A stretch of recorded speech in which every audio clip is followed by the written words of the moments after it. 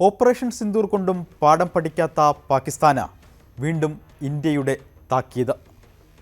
വിജയദശമി ദിനത്തിൽ ശക്തമായ ഭാഷയിലാണ് പ്രതിരോധ മന്ത്രി രാജ്നാഥ് സിംഗ് പാകിസ്ഥാന് മുന്നറിയിപ്പ് നൽകിയത്. സർക്രിക്കിൽ സൈനിക നീക്കങ്ങൾക്ക് പാകിസ്ഥാൻ മുതിർന്നാൽ ശക്തമായ മറുപടിയെന്നാണ് മുന്നറിയിപ്പ്.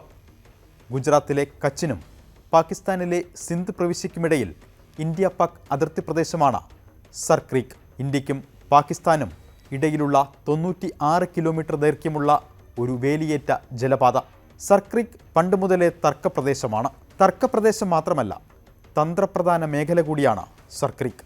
പലതവണ ചർച്ചകളിലൂടെ പരിഹാരം കണ്ടെത്താൻ ഇരു രാജ്യങ്ങളും ശ്രമിച്ചെങ്കിലും സ്വാതന്ത്ര്യം ലഭിച്ച് 78 വർഷത്തിനിപ്പുറവും സമവായം കണ്ടെത്താനാകാത്ത പ്രദേശമാണ് സർക്രിക്ക്. പാകിസ്ഥാൻ സൈന്യം ഈ മേഖലയിൽ ചില നിർമ്മാണ പ്രവർത്തനങ്ങൾ നടത്തുന്നു. അവിടെ അടിസ്ഥാന സൗകര്യങ്ങൾ വർദ്ധിപ്പിക്കുന്നു. എന്തിനാണിത്? ഇത് സംബന്ധിച്ച രഹസ്യ റിപ്പോർട്ടുകളെ തുടർന്നുകൂടിയാണ് രാജ്നാഥ് സിംഗിൻ്റെ മുന്നറിയിപ്പ്. കടുത്ത ഭാഷയിലാണ് പ്രതിരോധ മന്ത്രി രാജ്നാഥ് സിംഗിൻ്റെ മറുപടി. ഇന്ത്യൻ സൈന്യവും BSFും അതിർത്തിയിൽ ജാഗ്രതയിലാണ്. പാകിസ്ഥാൻ്റെ ഭാഗത്ത് നിന്ന് എന്തെങ്കിലും നീക്കമുണ്ടായാൽ വിട്ടുവീഴ്ച ഉണ്ടാകില്ലെന്നാണ് രാജ്നാഥ് സിംഗ് വ്യക്തമാക്കുന്നത്. സർക്രിക്കിൽ എന്തെങ്കിലും നീക്കങ്ങൾക്ക് പാകിസ്ഥാൻ തുനിഞ്ഞാൽ ചരിത്രവും ഭൂമിശാസ്ത്രവും മാറുമെന്ന് രാജ്നാഥ് സിംഗ് മുന്നറിയിപ്പ് നൽകുന്നു. ഒരു കാര്യം കൂടി രാജ്നാഥ് സിംഗ് ഓർമ്മിപ്പിക്കുന്നുണ്ട്: സർക്രിക്കിൽ നിന്ന് കറാച്ചിയിലേക്കും എത്താം. അത് മറക്കരുത്. ഈ വരിയിലുണ്ട് പാകിസ്ഥാനുള്ള കൃത്യമായ സന്ദേശം. വിജയദശമിയോടനുബന്ധിച്ച് ഗുജറാത്തിലെ കച്ചിൽ നടന്ന ശാസ്ത്രപൂജയിൽ പങ്കെടുക്കവെയായിരുന്നു രാജ്നാഥ് സിംഗിൻ്റെ ഈ വാക്കുകൾ. സ്വാതന്ത്ര്യത്തിന് മുൻപ് ബോംബെ പ്രസിഡൻസിയുടെ ഭാഗമായിരുന്നു സർക്രിക്ക് എന്ന പ്രദേശം. 1947 അതിർത്തികൾ നിർണയിച്ചപ്പോൾ കച്ച് ഇന്ത്യയിലും സിന്ധ് പാകിസ്ഥാനിലുമായി. ഏഷ്യയിലെ ഏറ്റവും വലിയ മത്സ്യബന്ധന സ്രോതസ് കൂടിയാണ് ഈ ഇടം. ഏറെ ഭൂമിശാസ്ത്രപരമായ പ്രത്യേകതകളുമുണ്ട് സർക്രിക്കിന്. ഈ പ്രദേശത്ത് എണ്ണ വാതക ശേഖരം ഉണ്ടാകാനുള്ള സാധ്യതയും പലതവണ ചർച്ചകളിൽ നിറഞ്ഞിരുന്നതാണ്.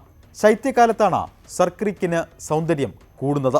ഫ്ലമിംഗോകളുടെയും മറ്റ് ദേശാടന പക്ഷികളുടെയും ആവാസ കേന്ദ്രമായതിനാൽ വലിയ പാരിസ്ഥിതിക പ്രാധാന്യമുള്ള പ്രദേശം കൂടിയാണ് ഇത്.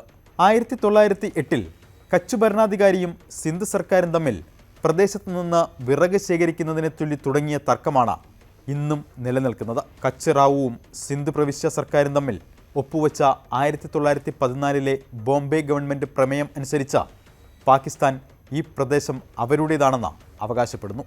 1965 യുദ്ധത്തിന് ശേഷം അന്നത്തെ ബ്രിട്ടീഷ് പ്രധാനമന്ത്രി ഹറോൾഡ് വിൽസൺ ഇടപെട്ട തർക്കം പരിഹരിക്കുന്നതിനായി ഇന്ത്യയും പാകിസ്ഥാനും തമ്മിൽ ഒരു ട്രൈബ്യൂണൽ സ്ഥാപിച്ചിരുന്നു.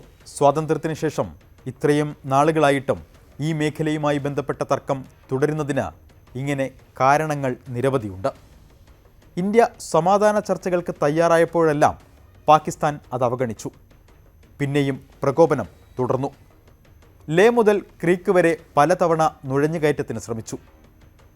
എവിടെ വേണമെങ്കിലും എങ്ങനെ വേണമെങ്കിലും പാകിസ്ഥാന് കനത്ത നഷ്ടം വരുത്താൻ കഴിയുമെന്ന സന്ദേശം ഇന്ത്യ ലോകത്തിന് നൽകിയതാണ് മാസങ്ങൾക്ക് മുൻപ്. സർക്രിക്കിൽ ഓരോ ചുവട് വയ്ക്കുമ്പോഴും പാകിസ്ഥാൻ അത് മറക്കാതിരുന്നാൽ നല്ലത്.